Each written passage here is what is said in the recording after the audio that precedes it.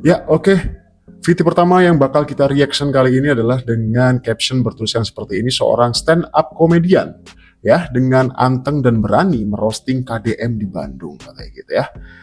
Apa nih? Jadi yang jadi bahan roastingannya adalah ikat kepala Sunda KDM disamakan dengan bandana Atta Halilintar katanya ya. Sabar dulu, kita tonton dulu videonya, jangan emosi dulu.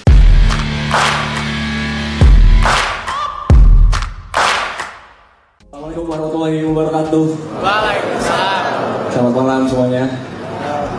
Perkenalkan, saya Vito Dita Praja dari Malang, Jawa Timur.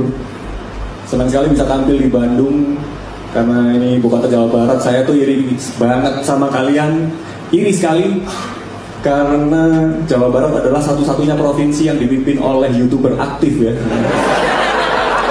Beraktif katanya ya.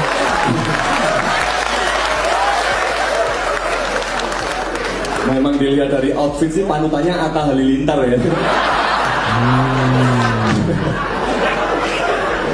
Putih-putih gitu.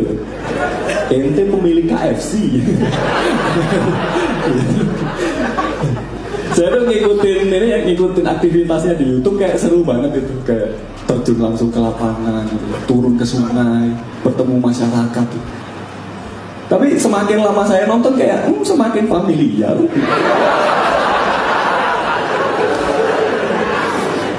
Sampai akhirnya saya mencapai kesimpulan, oh sekarang Jawa Barat sedang dipimpin oleh Mulyono Sunda. Mulyana. Kang Yana. Maju presiden Kang Yana. Tapi ini ya juga ya sebatas ngerosting aja sih, nggak ada yang gimana-gimana ya. Memang kerjaannya seperti itu ya gitu. Ya ikutan ketawa aja biar rame ya gitu. Awal tanggapan warganet, aduh bahasa Sunda, asa teh lucu, ai maneh boga naon Vito Dita Praja katanya gitu. Terima kasih Vito Dita Praja sudah merosting KDM, semakin dirosting semakin terkenal Bapak Aing. Giliran orang Sunda jadi presiden, rakyat akan makmur katanya gitu. Oke. Apalagi nih? Yang tahu artinya tolong ituin ya. Diartiin, tulis di kolom komentar. Geus wayahna geura hudang jalu, info lengkapna si Vito kata gitu. Waduh, emotikannya sih marah ya. Gaskan silaturahmi ke akunnya kata gitu. Gas yuk silaturahmi ke akunnya gitu kali ya. Perasaan gak ada lucu-lucunya kok pada ketawa ya kata gitu ya. Nggak tahu deh. Baru dakwel ya orang bersilaturahmi ke komika kurang ya. Oke, next. Ya, sejauh ini memang terpantau ya kinerja dari KDM gitu, memang membuat banyak orang itu terkagum-kagum gitu. Jadi KDM ini lebih menunjukkan aksinya daripada beberapa wacana-wacana yang ya bisa digembar-gemborkan pada awal dirinya minta dipilih gitu, misalnya untuk menjadi wakil rakyat gitu. Tapi pada kenyataannya memang KDM sejauh ini berusaha melayani masyarakat, khususnya masyarakat di Jawa Barat gitu ya, gitu. Bahkan beberapa program-programnya itu menuai pro dan kontra gitu. Kemudian juga ya mengundang beberapa pakar gitu yang bersangkutan, bahkan juga dari partai A, B, C itu ikut berkomentar mengenai beberapa program yang dijalankan oleh KDM sejauh ini yang memang begitu ia tunjukkan gitu hasilnya gitu. Memang ada hasilnya, memang ada buahnya gitu ya. Dan itu ikut dirasakan oleh masyarakat di sana. Itu kenapa mereka berbondong-bondong dan menjadi ramai nih nama KDM saat ini yang lagi banyak diperbincangkan masyarakat Indonesia gitu.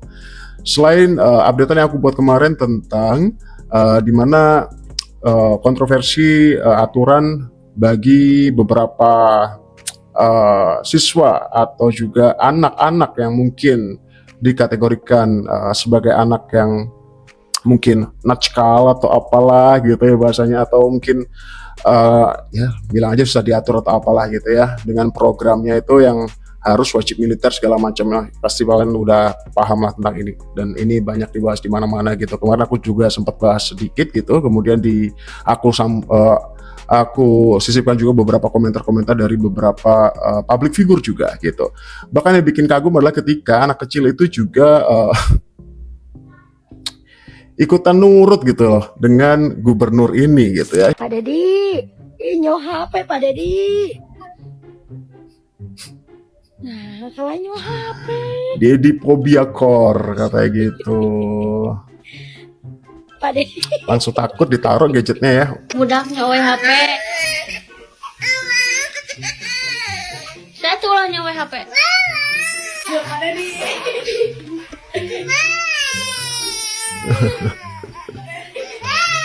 Sampai sebegitunya ya. Pak ya, aman. Jangan main HP ya. Sekali lagi, Nah. jangan main HP. Nanti kalau main HP, terus nggak bisa dilarang. Marah-marah sama Langsung ditaruh gadgetnya ya. Langsung dikasih. Kang Deddy datang. Langsung ambil nanti.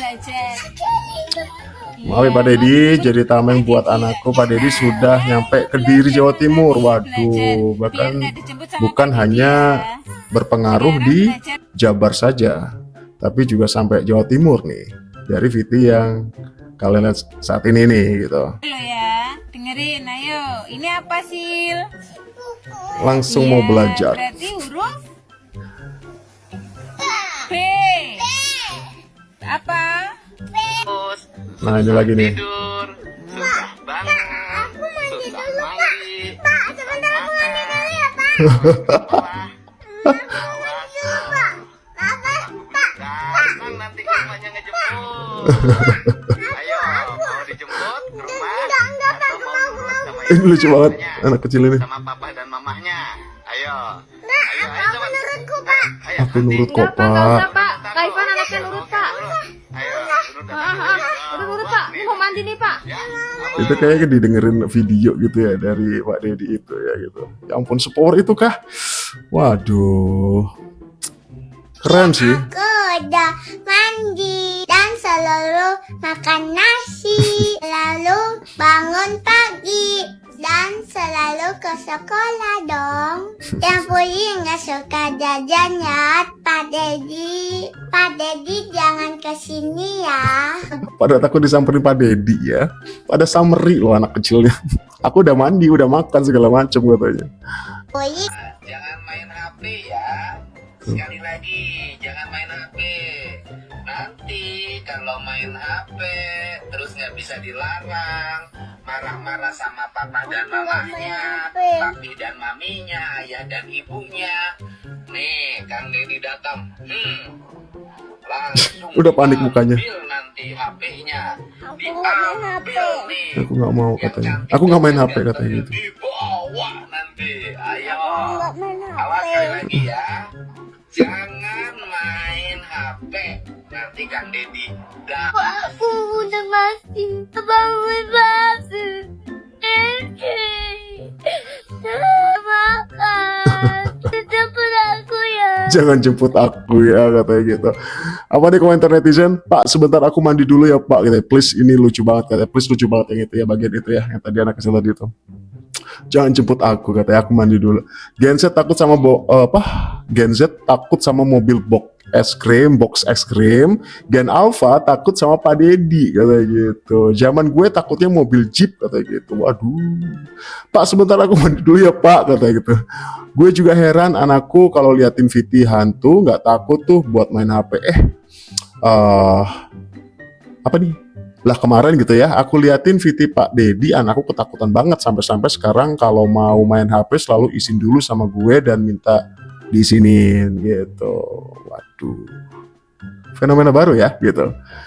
Ini impactnya luar biasa nih Pak Dedi ternyata. Yang pertama itu bikin ngakak banget karena matanya kayak gitu. Viti yang tadi ya, dampaknya emang sangat luar biasa. Emang karomahnya beliau nggak diragukan lagi, sangat luar biasa, ini fakta katanya gitu ya. Semoga ini menjadi awal yang baik sebagai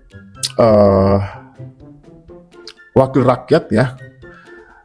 Jika kinerja dari Pak atau Kang KDM ini gitu ya, Kang Deddy Mulyadi ini terus menunjukkan kinerja yang luar biasa seperti ini gitu, pasti akan membuat banyak orang itu menjadi terbantu, bahagia gitu ya dengan seorang pemimpin yang seperti itu, dan tidak menutup kemungkinan ke depan KDM ini bisa juga memimpin lebih luas lagi gitu ya, ke ya we never know, kalau KDM siapa tahu bisa jadi presiden ke depan ya, we never know gitu ya.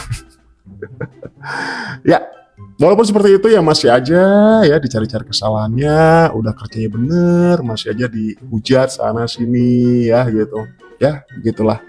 Yang bener aja dihujat, apalagi nggak bener gitu ya. Sayangnya yang benar-benar terlihat seperti ini dari kualitas dan kuantitasnya, kinerjanya segala macam, kemudian juga kontribusinya terhadap masyarakat Jawa Barat bahkan untuk Indonesia itu juga kadang tertutupi oleh beberapa ya gitulah, ada aja gitu ya, dicari-cari aja, dikorek-korek aja ya, dicari kesalahannya gitu lah. Dan bahkan sebenarnya kalau memang mau cari-cari kesalahan ya petinggi atau wakil rakyat yang lain tuh lebih banyak gitu, lebih banyak yang parah, lebih parah gitu, bahkan ada yang ya apa ya, kerja nggak sih gitu, aku nggak nyebutin namanya siapa ya gitu. Oke, next. Kantor saya di tempat sampah, kantor saya di pinggir sungai, kantor saya di tepi danau, kantor saya di seluruh wilayah Jawa Barat ini. Dari sudut kecil, inilah ide besar bermula. Bekerja dari tempat yang tak biasa, hasilkan karya luar biasa. Kreativitas tak butuh ruang mewah. Kebanyakan pejabat kerja di kantor mewah. Duduk manis di balik meja, dikelilingi AC dan protokoler. Tapi Kang Deddy Mulyadi, kantornya ada di semua wilayah Jawa Barat. Ya, karena Kenapa? Karena di sanalah rakyatnya berjuang. karena dia benar-benar terjun ke lapangan ya, dia langsung menilik gitu, langsung melihat kondisi yang terjadi ketika dia harus menyelesaikan problem atau juga program-programnya gitu. Jadi dia benar-benar tahu nih, jadi akar permasalahan itu di mana, sehingga dia tahu nih apa yang harus dia lakukan sesegera mungkin gitu ya untuk menyelesaikan beberapa masalah-masalah di daerahnya tersebut, khususnya di Jawa Barat gitu. Kang Deddy nggak sibuk datang ke gedung megah. Bahkan selama menjabat, beliau nyaris nggak pernah duduk di kantor gedung sate. Ya, bahkan hal tersebut juga menjadi bahan apa ya, bahan receh gitu, bahwa katanya nih KDM nggak pernah absen gitu, nggak pernah ngantor katanya gitu. Tapi pada kenyataannya, faktanya memang dia nggak pernah ngantor, bukan dia tidak kerja, tapi memang dia lebih sering ada di lapangan daripada ada di kantornya gitu. Karena bagi beliau, kantor sejati ada di mana rakyat sedang menangis, tempat ibu-ibu mengais harapan, di pinggir danau tempat anak-anak belajar hidup tanpa sepatu, di bantaran sungai tempat bapak-bapak berharap bisa makan malam ini. Beliau hadir, menyapa, mendengar, tanpa akting pencitraan. Karena bagi beliau, jabatan itu bukan pangkat, tapi pengabdian. Kang Deddy memilih jadi jembatan yang dilalui rakyat, tapi tetap kuat menahan semua beban. Bukan duduk di singgasana, tapi berdiri di tanah paling keras, paling terluka. Mungkin beliau bukan pemimpin sempurna, tapi hari ini siapa yang benar-benar hidup bersama rakyat? Kalau bukan beliau. Beliau bersama rakyat, bukan cuma untuk rakyat. Ini bukan pujian kosong, ini bukti, ini fakta. Ini pemimpin rakyat sesungguhnya. Apa nih tanggapan warganet mengenai VT berikut tadi ya? Tanggapan dari statement dari salah satu kreator di aplikasi TT. Kalau Pak Deddy konsisten dengan kinerjanya yang nyata sampai akhir jabatan, insya Allah KDM bukan hanya mengurangi biaya iklan Pemprov aja, tapi biaya kampanye Pilpres kalau nyalonin rakyat tulus pilih KDM, katanya gitu. Baru kali ini ada pemimpin Jabar yang punya hati jujur amanah, nggak serakah sama jabatan dan uang. Hidup Bapak Aing, katanya gitu. Kantornya mewah, tak hasil apa nih? Tak hasil kerjanya nol. KDM kantor di sudut-sudut kecil dari rakyat, tapi hasilnya luar biasa. Monggo para elit buka mata batin nggak tuh? Kalau kalian cipta rakyat kalau kalian cinta rakyat, sorry ya, gitu. Waduh, typo banget nih mulut ya. Jangan cuma hidup mewah buat diri sendiri, katanya gitu. Menyatu dengan rakyat luar biasa, katanya gitu guys.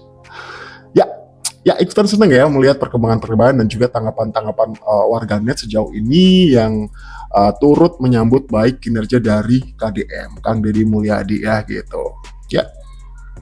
Ya kalau memang ada batu sandungan, ada yang iri ataupun dengki gitu misalnya, itu wajar aja sih gitu. Ya, fokus aja ya. Semoga Kang Deddy emang ya suatu aset yang luar biasa sih untuk Indonesia tentunya ke depannya gitu. Semoga bisa mempertahankan hal itu gitu. Ya, sebagai video penutup ada video dari Ci Jasvel ya gitu yang katanya apa dia bilang? Tunggu.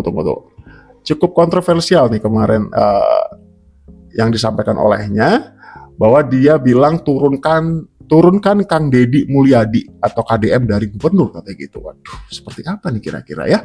Coba kalian tonton video ini sekalian menutup perjumpaan kita kali ini, dan sampai jumpa di video selanjutnya. Pada yakin banget sih Kang Deddy Mulyadi KDM itu gubernur. Kata gue turunin dah KDM dari gubernur tuh, turunin, jangan jadi gubernur. Tonton dulu videonya sampai habis karena gue mau nayangin videonya Kang Deddy Mulyadi biar kalian semua paham kenapa gue tiba-tiba marah. Masa sih gubernur pidato nggak pakai teks? Emang boleh pidato nggak pakai teks kayak gitu? Karena dia ngerti lapangan dan dia bekerja dengan hati, dia bekerja jujur. Emang boleh nggak pakai teks kayak gitu? Ada gubernur yang begitu? Ada, itu Deddy Mulyadi doang tuh begitu, Kang Deddy doang yang begitu. Nih gue kasih tunjuk videonya, lu tonton videonya baik-baik ya. Yang nggak ngerti bahasa Sunda ada translate-nya di tengah-tengah. Indonesia budak make motor, beli udur, minuman, balik peting, pemerintah na cicing, tindakan. Tapi lamun aya kekerasan ka budak ribut sa alam dunya, kabeh ngilu komentar ya. Lamun hayang mere pelindungan ka anak Indonesia, lain ukur urusan ayeuna dibawa ka barak militer, geura lindungi anak urang tinu korban motor, tinu korban Mobile Legend, tinu korban HP, tinu korban minuman keras, ciu, eksimer, geura belerkeun eta ku sarerea sia. Ningali tayangan aing manggeus tiba heula nguruskeun eta, tong boro jadi gubernur, keur jadi anggota DPRD aing mah kurang ngabubarkeun ieu kabeh. Keur nganggur ge dibubarkeun, penambangan, penjualan eksimer, minuman keras, ciu ku aing dilawan kabeh baheula. Ayeuna komo ayeuna jadi gubernur. Lamun kuring hayang populer-populeran geus ku aing anggarkeun bansos sing loba, mere duit sing loba, tapi kuring ngalobaan bansos, mere duit sing loba ka masyarakatna, teu ngarobah cara berpikirna, teu ngarobah cara bertindakna. Aing geus ngamiskinkeun rakyat Jawa Barat. Rakyat Jawa Barat moal beunghar ku bansos. Rakyat Jawa Barat moal makmur ku dibere bantuan analisis kuring. Jelema nu terus-terusan dibere bantuan lain maju, kalah kamingkin ambruk di lembur ge ayeuna mah geus tong ngaranget.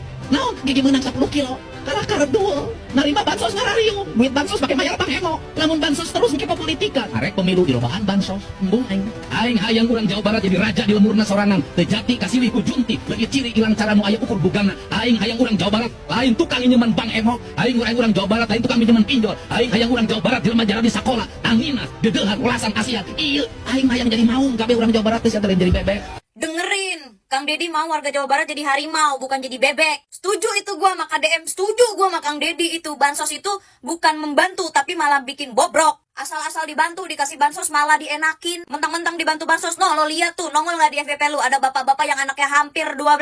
Udah sempet gua kontenin juga, yang belum nonton silakan nonton. Dikasih BLT, bantuan langsung tunai, duitnya dipakai buat bayar bank, buat bayar utang. Tuh, dikasih bantuan sama pemerintah, bukan dipakai segimana-gimana aja, dipakai sebaik-baiknya gitu ya. Malah dipakai yang begitu-begitu, dipakai ciu, eksimer, dan segala macam. Tuh yang diomongin sama Kang Deddy, itu bener. Pertanyaan gue, anak-anak yang pada begitu, yang pada di pinggiran jalan, yang pada mabok-mabokan gitu, KPAI kemana? Kemana doi? Terus buat para haters ya, buat para orang yang selalu ngatain buzzer, terus yang ngatain Kang Deddy Mulyadi itu pencitraan apa segala macam, itu lu tonton videonya.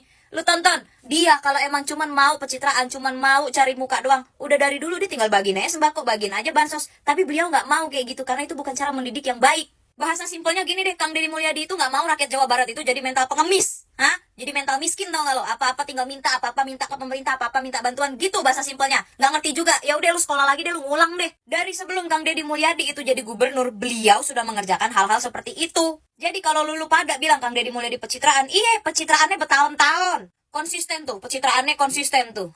Konsisten. Hari gini mana ada pencitraan konsisten, sayang, nggak ada. Makanya semuanya ketebak kalau pencitraan cuman pas kampanye doang, karena semuanya pencitraan. Kalau Kang Deddy mau pencitraan dari dulu, dari zaman baheula doi udah pencitraan. Jujur ya, jujur, gua tuh dari dulu emang nggak terlalu suka sama namanya bantuan pemerintah bansos itu ya, kayak Maksud gue, bukannya gue nggak setuju 100% nggak setuju, enggak. Tapi gue lebih ke kayak, ini kalau misalkan ditolong terus pakai bansos gitu ya, lama-lama tuh masyarakat tuh pemikirannya jadi kayak, oh ya udahlah nanti juga dibantu kok sama pemerintah, nanti juga dapat bansos kok, tinggal daftar aja, tinggal bikin surat keterangan tidak mampu aja dan segala macam dapat deh bansos. Nah akhirnya timbullah tuh pikiran-pikiran, ya udahlah gue bikin anak lagi aja, banyak anak banyak rezeki, bla bla bla bla bla. Ya udahlah hari ini duitnya dipakai buat yang lain aja, besok kan bansos turun dan segala macamnya. Itu bener-bener pemikiran yang tidak mendidik menurut gue. Lu jadinya jadi punya mental pengemis, mental miskin, mental minta-minta, mental maunya dibantu terus, mental lu jadi nggak mau berusaha. Kenapa gue bilang Kang Deddy Mulyadi turunin aja jadi gubernur? Iya, biar dia naik jadi RI 1. Tapi sebelum dia jadi RI 1, biarkan dulu dia menjadi gubernur Jawa Barat setidaknya 10 tahun, abis itu naik RI 1. Ya, kasih dulu sekarang Bapak Prabowo Subianto untuk menjabat. Kalau bisa 2 periode juga ya. Jadi nanti abis dari Bapak Prabowo, udah lumayan rapi, udah lumayan tertata, diganti sama Kang Deddy Mulyadi. Pasti jadinya perfect alias sempurna. Karena menurut gue kalau masa jabatan cuma 1 periode atau 5 tahun, menurut gue kinerjanya kurang terlihat gimana-gimana gitu ya. Tapi kalau udah 2 periode 10 tahun itu biasanya baru hasilnya kelihatan. Karena 5 tahun pertama itu pasti awal-awalnya kan masih penyesuaian dulu, masih penilaian dulu, peninjauan dulu, ini itu. Nanti kelar-kelar dikerjainnya ya kelar periode kedua udah mulai rapi lah. Udah Kang Deddy Mulyadi, Bapak Aing, tenang-tenang aja di situ dulu ya, tenang-tenang dulu jadi gubernur ya 2 periode. Abis itu kalau mau naik jadi RI 1, gua dukung paling depan, Pak. Gua nggak kebayang kalau Kang Deddy Mulyadi yang jadi presiden gimana nih. Buat KPAI, udah mendingan lu ngurus kereta api aja, nggak usah ngurusin anak. Buat KPAI ya, ngurusin kereta api aja, jangan ngurusin anak.